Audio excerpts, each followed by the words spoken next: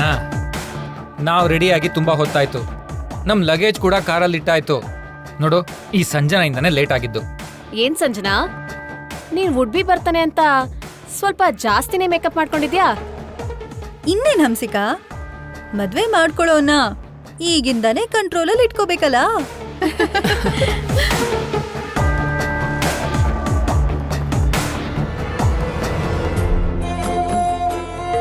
ಇನ್ ಹೊರಡೋಣ್ವಾ? ನಡೀರಿ. ಅಮ್ಮ ಭಾಗ್ಯ, ಇಲ್ಲಿ ಬಾರಮ್ಮ.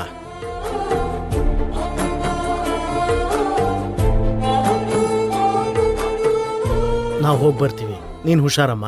ಸರಿ ಆಯ್ತು ಮಾವ, ಕ್ಷೇಮವಾಗಿ ಹೋಗಿ ಲಾಭವಾಗಿ ಮತ್ತೆ ಬನ್ನಿ.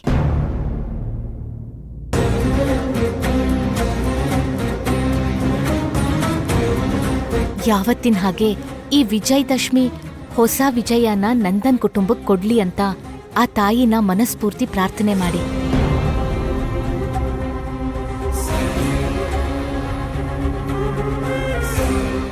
ಖಂಡಿತ ಅಮ್ಮ. ಸರಿ, ನಾವಿನ್ ಬರ್ತೀವಿ. ಅವಳ ಕೆಲಸ ಒಪ್ಸೋದ್ ಪೂರ್ತಿ ಆಗಿದ್ರೆ ನಾವೀಗ ಹೊರಡ್ಬೋದು ರೀ.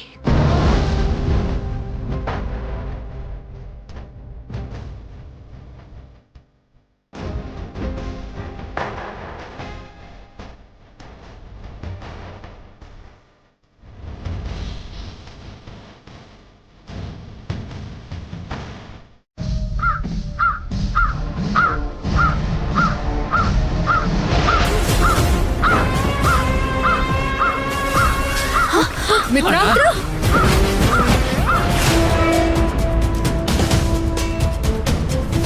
ಈ ಅಪಶಕುನ ಏನು? ಇವ್ರು ಹೊರಡೋ ಟೈಮ್ಗೆ ಯಾಕೆ ಹೀಗಾಯ್ತು?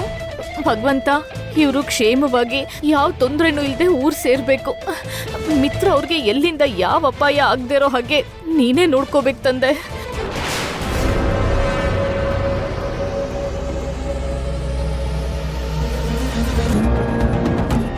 ಆಂಟಿ, ಈ ಕಾರಲ್ಲಿ ಬನ್ನಿ.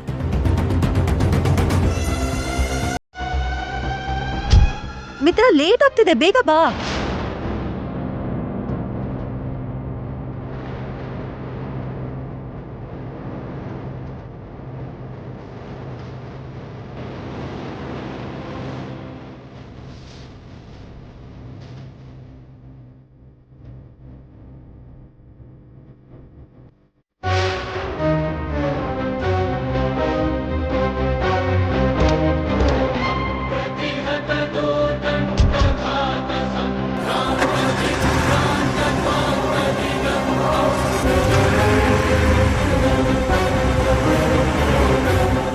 ಕಾಗೆ ಹೀಗೆ ತಲೆ ಮೇಲೆ ಹಾರಿದ್ರೆ ಮನೆ ಕ್ಲೀನ್ ಮಾಡ್ಬೇಕು ಅಂತ ತಾತ ಹೇಳ್ತಿದ್ರು.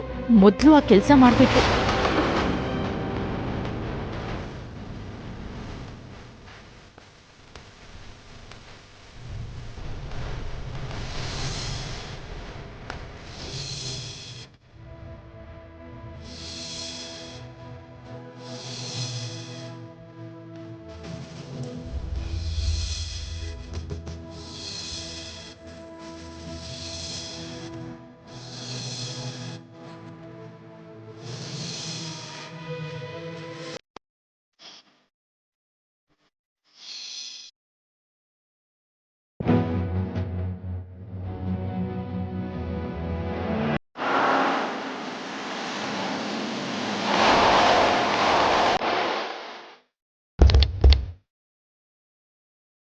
ನಮಸ್ಕಾರ ನಮ್ಮ. ನಮಸ್ಕಾರ ಮೇಡಮ್. ನಮಸ್ಕಾರ ಸರ್. ಹೇಗಿದ್ದೀರಾ ನೀವೆಲ್ಲ? ಚೆನ್ನಾಗಿದ್ದೀವಮ್ಮ. ಹೊಲ, ಹಸು, ಇದ್ರ ಜೊತೆನೇ ಅಲ್ವಮ್ಮ ನಮ್ ಜೀವನ. ಒಳಗ್ ಬನ್ನಿ. ಬನ್ನಿ ನಡೀರಿ. ಬನ್ನಿ.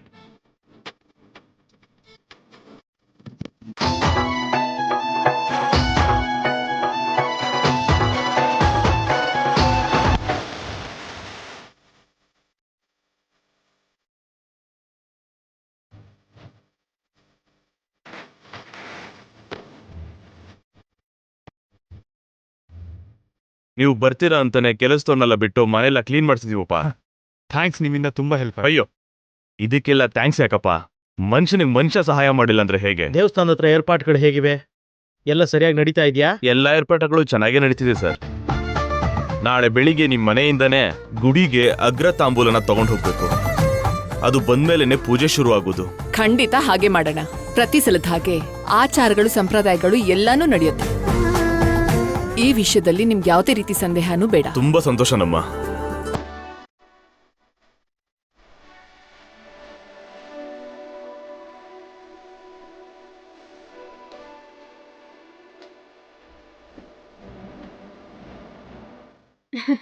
ವಾವ್, ಈ ರೂಮ್ ತುಂಬಾ ಚೆನ್ನಾಗಿದೆ. ಏನ್ ಚೆನ್ನಾಗಿರೋದು, ಈ ರೂಮ್ ನಂದು.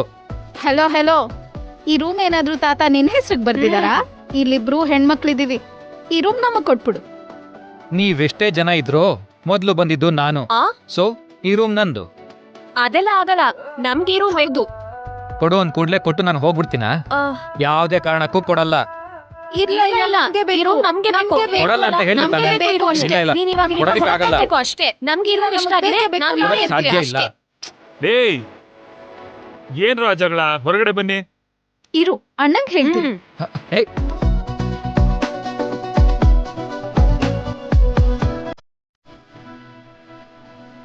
ಏನ್ರೆ ನಿಮ್ ಜಗಳ? ನೋಡಣ್ಣ, ನಮ್ಗ ರೂಮ್ ಕೊಡು ಅಂದ್ರೆ ವಿವೇಕ್ ಅಣ್ಣ ಕೊಡಲ್ಲ ಅಂತಿದ್ದಾನೆ. ಏಯ್, 2 ದಿನ ಇದ್ ಹೋಗಕ್ಕೆ ಯಾಕ್ರೋ ಆಸ್ತಿ ಪಾಲ್ ಮಾಡ್ಕೊಳ್ಳೋ ಹಾಗೆ ಇಷ್ಟು ಜಗಳ ಮಾಡ್ತಿದ್ದೀರಾ? ಎಲ್ಲೂ ಒಂದ್ ಕಡೆ ಸುಮ್ನಿರಪ್ಪ. ಚಿಕ್ಕ ಮಕ್ಳಲ್ವಮ್ಮ, ಅಷ್ಟಾದ್ರೂ ಗಲಾಟೆ ಇರ್ಲೇಬೇಕಲ್ವಾ? ಅವಾಗ್ಲೇ ಮನೆಗೊಂದು ಕಳೆ ಬರೋದು, ಮನೆಗೂ ಹಬ್ಬದ ವಾತಾವರಣ ಬರುತ್ತೆ. ಅದೇನೇ ಇರ್ಲಿ, ನೀವು ಬಂದ್ಮೇಲೆ ಈ ಮನೆಗೊಂದು ಹೊಸ ಕಳೆ ಬಂದಾನೆ. ಈ ಮನೆಗೆ ಕಳೆ ಬಂತೋ ಇಲ್ವೋ ಗೊತ್ತಿಲ್ಲ, ಈ ಊರಿಗೆ ಬಂದ್ಮೇಲೆ ಮಾತ್ರ ಮನಸ್ಸಿಗೊಂಥರ ಹೊಸ ಸಂತೋಷ ಸಿಗ್ತಿದೆ. ಹೌದು ಸರ್, ಹಳ್ಳಿಗಳ ಮಹಿಮೆನೆ ಹಾಗೆ. ಸರಿ, ನಾವಿನ್ ಹೋಗಿ ಬರ್ತೇವೆ. ಏನಾದ್ರೂ ಬೇಕಿದ್ರೆ ಒಂದು ಫೋನ್ ಮಾಡಿ. ಬರ್ತೀನಿ ಸರ್, ಬರ್ತೀನಮ್ಮ.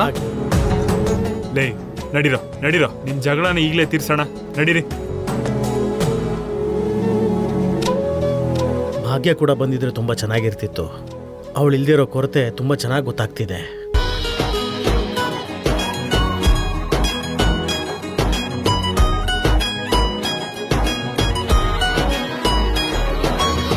ಏನ್ ಯೋಚನೆ ಮಾಡ್ತಾ ಇದ್ದೀರಾ ರೀ? ಏನಿಲ್ಲ ಅರವಿಂದ, ನನಗ್ ಗೊತ್ತಿದೆ ನೀವ್ ಯಾವ್ದ್ರ ಬಗ್ಗೆ ಯೋಚನೆ ಮಾಡ್ತಾ ಇದ್ದೀರಾ ಅಂತ. ನೋಡಿ, ನಾವು ಈ ಊರಿಗೆ ಬರುವಾಗ ಎಷ್ಟೋ ಕಲ್ಲು ಮುಳ್ಳುಗಳನ್ನ ದಾಟ್ಕೊಂಡ್ ಬಂದಿದೀವಿ. ಬರುವಾಗ ಅದನ್ನೆಲ್ಲ ದಾಟ್ಕೊಂಡ್ ಬಂದ್ವಿ ಅಂತ ನೋಡ್ಕೊಂಡ್ವೆ ಹೊರತು ಅದನ್ನು ನಮ್ ಜೀವನದ ಭಾಗ ಅಂತ ನಾವ್ ಲೆಕ್ಕ ಇಟ್ಕೊಳ್ಳಲ್ಲ. ಕೆಲವು ಸಂಬಂಧಗಳು ಕೂಡ ಹಾಗೆ ರೀ. ಕೆಲವು ದಿನ ಜೊತೆಲಿದ್ದು ಆಮೇಲೆ ಅದನ್ನ ದಾಟ್ಕೊಂಡು ಹೋಗುವಂತ ಪರಿಸ್ಥಿತಿ ನಮಗ್ ಬಂದೇ ಬರುತ್ತೆ. ಆ ಕಲ್ಲು ಮುಳ್ಳುಗಳ ಹಾಗೆ ಕೊನೆವರೆಗೂ ನಮ್ ಜೊತೆಗೆ ಅದೆಲ್ಲ ಇರಲ್ಲ. ಭಾಗ್ಯ ಕೂಡ ಹಾಗೆ.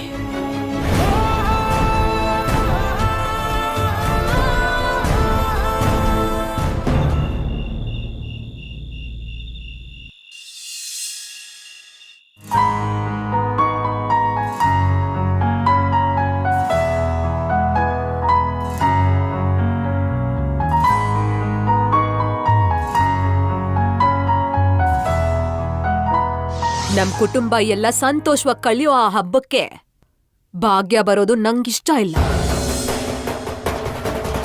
ಭಾಗ್ಯ ಹೇಳಿದ ಕೂಡ್ಲೆ ಕೇಳೋ ಅಂಥವಳು ಅಲ್ಲ, ಹೇಳ್ದಿರ ಕೇಳೋ ಅಂಥವಳು ಅಲ್ಲ. ಎಲ್ಲ ಗೊತ್ತಿದ್ದು ಕರ್ಕೊಂಡು ಹೋದ್ರೆ ಬೇಡದೇ ಇರೋ ಕಷ್ಟಗಳಿಗೆ ಸಿಕ್ಕಾಕೊಳ್ಳೋದು ನಾವೇ. ಭಾಗ್ಯ ಅಲ್ಲಿಗೆ ಬರೋದಕ್ಕೆ ನಾನು ಒಪ್ಕೊಳ್ಳಲ್ಲ.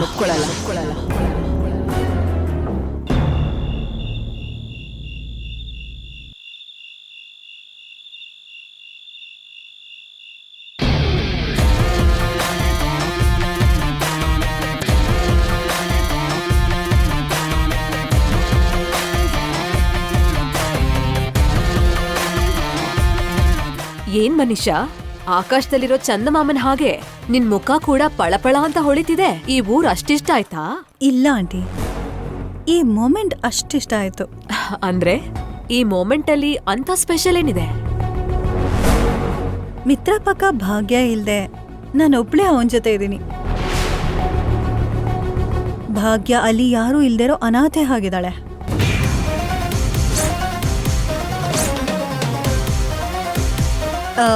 ಈ ಥರ ಮೊಮೆಂಟ್ ಮತ್ತೆ ಮತ್ತೆ ಬರುತ್ತಾ ಆಂಟಿ?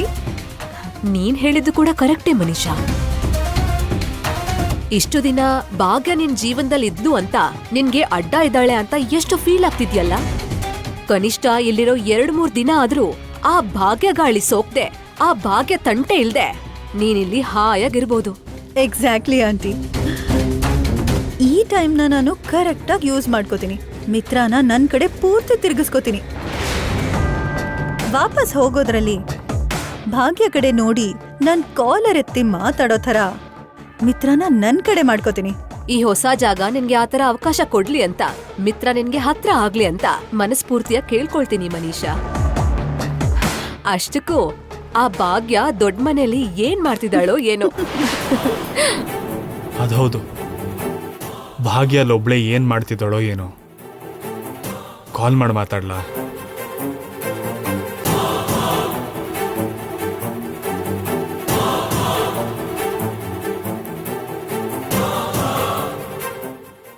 ಬೇಡ ಬೇಡ, ನಾನೀಗ ಕಾಲ್ ಮಾಡಿದ್ರೆ ಮತ್ತೆ ನನಗೆ ಅವಳ ಮೇಲೆ ಪ್ರೀತಿ ಶುರುವಾಗಿದೆ ಅನ್ಕೋತಾಳೆ.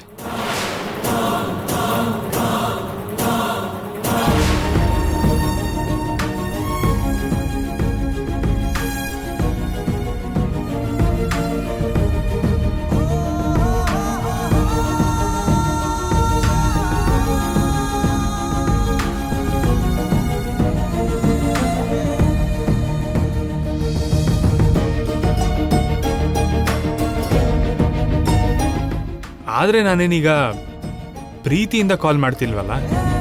ಮನೇಲಿ ಒಬ್ಳೇ ಇದ್ದಾಳೆ, ಹೇಗಿದ್ದಾಳೆ ಅಂತ ತಿಳ್ಕೊಳಕ್ ಕಾಲ್ ಮಾಡೋದ್ರಲ್ಲಿ ತಪ್ಪಿಲ್ವಲ್ಲ.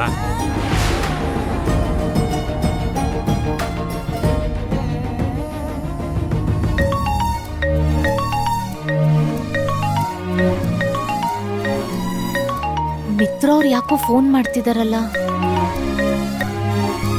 ಹಲೋ, ಹಾಯ್ ಭಾಗ್ಯ. ಹೇಳಿ ಮಿತ್ರ ಅವ್ರೆ. ನಮ್ಮನೇಲೇ ಇದೆಯಾ ಅಥವಾ ನಿಮ್ ಚಿಕ್ಕಮ್ಮನ ಮನೆಗೆ ಏನಾದ್ರೂ ಹೋಗಿದ್ಯಾ?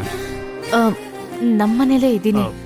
ಮನೇಲಿ ಒಬ್ಳೇ ಇದೆಯಲ್ಲ, ಬಾಗ್ಲು ಕಿಟಕಿ ಎಲ್ಲ ಸರಿಯಾಗಿ ಹಾಕೊಂಡೇ ಮಲ್ಕೋ. ಎಲ್ಲ ಕ್ಲೋಸ್ ಮಾಡಿದ್ದೀನಿ, ಇನ್ನು ಮೇನ್ ಡೋರ್ ಮಾತ್ರ ಹಾಕ್ಬೇಕು. ಭಾಗ್ಯ, ಮೊದ್ಲೇ ಒಬ್ಳೇ ಇದೆಯಾ, ಅಷ್ಟು ನಿರ್ಲಕ್ಷ್ಯವಾಗಿದ್ರೆ ಹೇಗೆ? ಈ ನಡುವೆ ಜನಗಳು ಸರಿ ಇಲ್ಲ. ಹೋಗಿ ಮೇನ್ ಡೋರ್ ಕ್ಲೋಸ್ ಮಾಡಿ ಮಲ್ಕೋ. ಆಯ್ತು ಮಿತ್ರ ಅವ್ರೆ. ಹೌದು, ಏನಾದ್ರೂ ತಿಂದ್ಯಾ?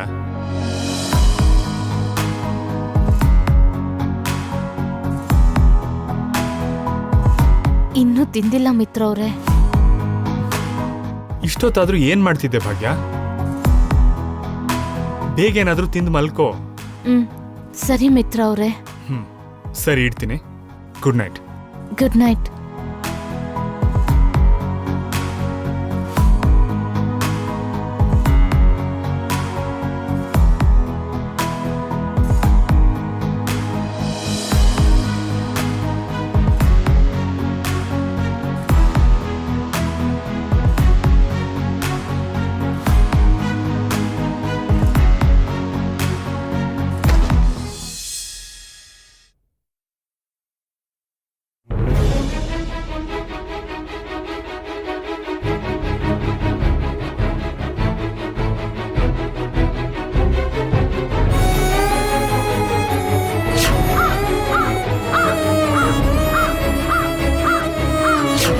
ಭಗವಂತ, ಮನ್ಸಿಗೆ ಒಂಥರ ಭಯ ಆಗ್ತಿದೆ.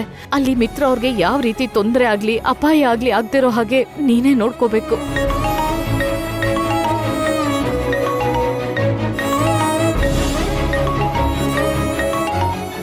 ಹಲೋ. ಹಲೋ ಅಕ್ಕ, ಹೇಗಿದೀಯಾ? ಚೆನ್ನಾಗಿದ್ದೀನಿ ಜಾನು. ಅಷ್ಟಕ್ಕೂ ಹಬ್ಬ ಎಲ್ಲ ಹೇಗ್ ನಡೀತಾ ಇದೆ? ತುಂಬಾ ಶ್ರೀಮಂತರಲ್ವಾ? ಭರ್ಜರಿಯಾಗಿ ಮಾಡ್ತಾ ಇರ್ಬೇಕಲ್ವಾ? ಹೌದು, ಜೋರಾಗೆ ಮಾಡ್ತಿದ್ದಾರೆ.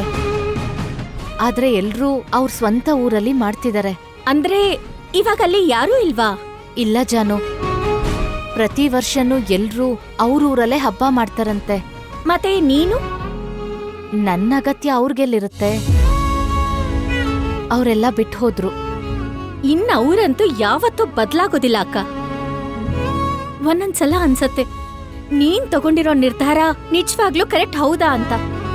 ಹೋಗ್ಲಿ ಬಿಡು ಜಾನು, ಈಗ ಆ ವಿಷಯ ಎಲ್ಲ ಯಾಕೆ? ಸರಿ ಅಕ್ಕ, ಅಲ್ಲಿ ಒಬ್ಳೇ ಯಾಕಿರ್ತೀಯ ಹೇಳು?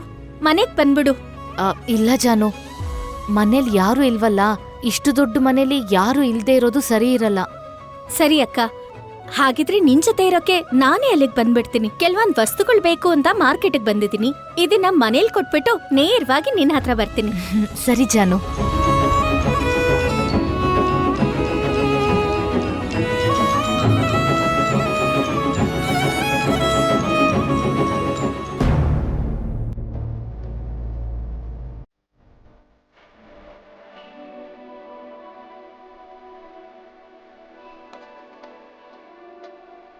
ಅಣ್ಣ, ದೊಡ್ಡಮ್ಮ ನಿನ್ನ ಕೆಳಗಡೆ ಕರಿತಾ ಇದಾರೆ. ಹಾ ಬಂದೆ. ಬೇಗ ಬಾ ಅಣ್ಣ.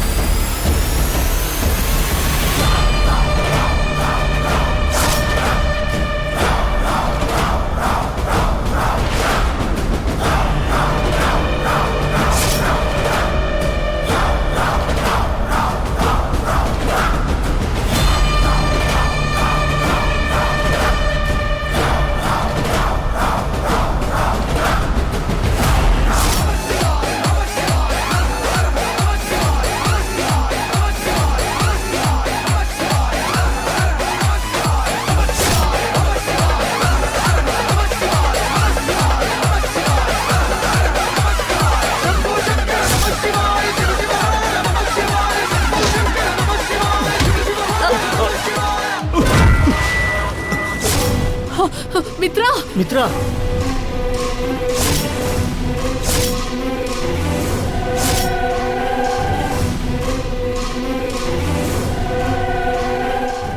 ನಿಂಗೇನು ಆಗ್ಲಿಲ್ಲ ಅಲ್ವಾ ಕಂದ?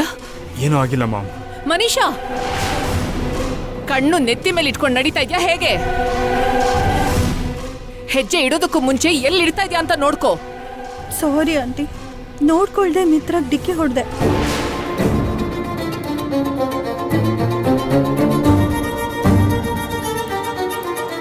ಸ್ವಲ್ಪ ಹೆಚ್ಚು ಕಡಿಮೆ ಆಗಿದ್ರೆ ಇಷ್ಟೊತ್ತಿಗೆ ಮಿತ್ರ ಪರಿಸ್ಥಿತಿ ಏನಾಗಿತ್ತು ಅಂತ ಒಂದ್ಸಲ ಯೋಚನೆ ಮಾಡು. ಸಾರಿ ಅಂಕಲ್, ಇನ್ನೊಂದ್ಸಲ ಹೀಗಾಗ್ದಿರ ಹೋಗಿ ನೋಡ್ಕೋತೀನಿ. ಬಾವಾ, ಮನೀಷಾ ಏನು ಬೇಕು ಅಂತ ಮಾಡಿದ್ಲಾ? ಮಿತ್ರನ ಸಾಯಿಸ್ಬೇಕು ಅಂತ ಮಾಡಿದ್ಲಾ? ಇದು ಗೊತ್ತಿಲ್ಲದೆ ಆಗಿದ್ದಕ್ಕೆ ಅಷ್ಟೆಲ್ಲ ಮಾತಾಡೋದ್ ಯಾಕೆ? ಇಲ್ಲಿ ಬೇಕು ಅಂತ ಯಾರು ಮಾಡಲ್ಲ ಮಾಮ್. ಸ್ವಲ್ಪ ಹುಷಾರಾಗಿರ್ಬೇಕಷ್ಟೆ. ಏನೇ ಮಾಡಿದ್ರು ಸ್ವಲ್ಪ ನೋಡ್ಕೊಂಡು ಮಾಡಬೇಕು. ಅದು ಮನೀಷಾಗ ಅರ್ಥ ಆದ್ರೆ ಒಳ್ಳೇದು. ನೀನ್ ಸುಮ್ನಿರು.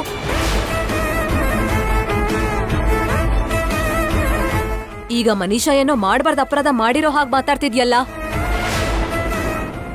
ಇದು ಗೊತ್ತಿಲ್ದೇನೆ ಆಗಿರೋದು. ಸರಿ ಸರಿ, ಇನ್ನೀ ವಿಷಯನ ಎಲ್ಲರೂ ಇಲ್ಲಿಗೆ ಬಿಟ್ಬಿಡಿ.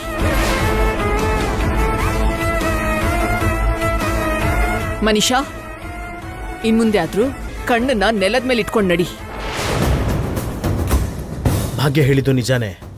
ಈಗ ಭಾಗ್ಯ ಮಿತ್ರ ಪಕ್ಕದಲ್ಲಿ ಇಲ್ಲದೆ ಇರೋದ್ರಿಂದಾನೇ ಈ ಘಟನೆ ನಡೆದಿದ್ದು. ಈ ಅಪಾಯ ಈಗ ಮಿಸ್ ಆಯಿತು ಅಂದರೆ ಮಿತ್ರಂಗೆ ಇನ್ನೇನಾದರೂ ಅಪಾಯ ಕಾದಿದ್ಯಾ ಅಂತನ. ಈ ವಿಷಯನ ಯಾರಿಗೆ ಹೇಳಿದ್ರು ನಂಬೋ ಥರ ಕಾಣಿಸ್ತಿಲ್ಲ. ಈಗ ಹೇಗೆ? ಅರವಿಂದಮ್ಮ, ಪೂಜೆಗೆಲ್ಲ ಸಿದ್ಧ ಆಗಿದೆ ಅಲ್ವಾ? ಎಲ್ಲರೂ ಸಿದ್ಧವಾಗೇ ಇದ್ದೀವಿ ರೀ. ಇವತ್ತು ಮುಖ್ಯವಾಗಿ ನಿಮ್ಮ ವಂಶ ಪಾರಂಪರ್ಯವಾಗಿ ಬರ್ತಿರೋ ವಜ್ರ ಖಡ್ಗಕ್ಕೆ ಪೂಜೆ ಮಾಡ್ಬೇಕಲ್ವಾ? ನೆನ್ಪಿದೆ ಅಲ್ವಮ್ಮ? ಅಯ್ಯೋ, ಅದನ್ನ ಹೇಗೆ ಮರಿತೀವಿ ರೀ? ವಿಜಯದಶಮಿ ದಿನ ವಜ್ರ ಖಡ್ಗಕ್ಕೆ ಪೂಜೆ ಮಾಡಿದ ಮೇಲೇನೆ ಬೇರೆ ಕಾರ್ಯಕ್ರಮ ಪ್ರಾರಂಭ ಆಗತ್ತೆ ಅಂತ ನೀವು ನಮಗೆ ಪ್ರತ್ಯೇಕವಾಗಿ ಹೇಳ್ಬೇಕಾ? ವಜ್ರದ ಖಡ್ಗನ ಅದೇನಾಂಟಿ?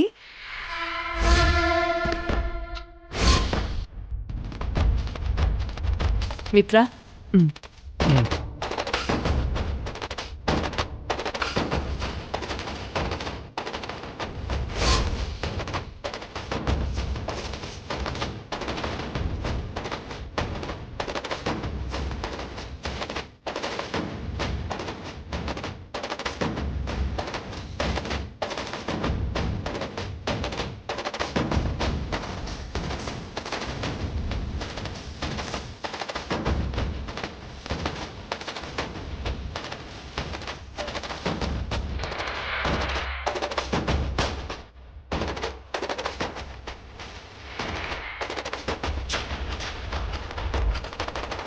ಮನೀಷಾ, ಇದೇ ಆ ವಜ್ರ ಖಡ್ಗ. ವಾವ್, ತುಂಬಾ ಚೆನ್ನಾಗಿದೆ ಮಿತ್ರ.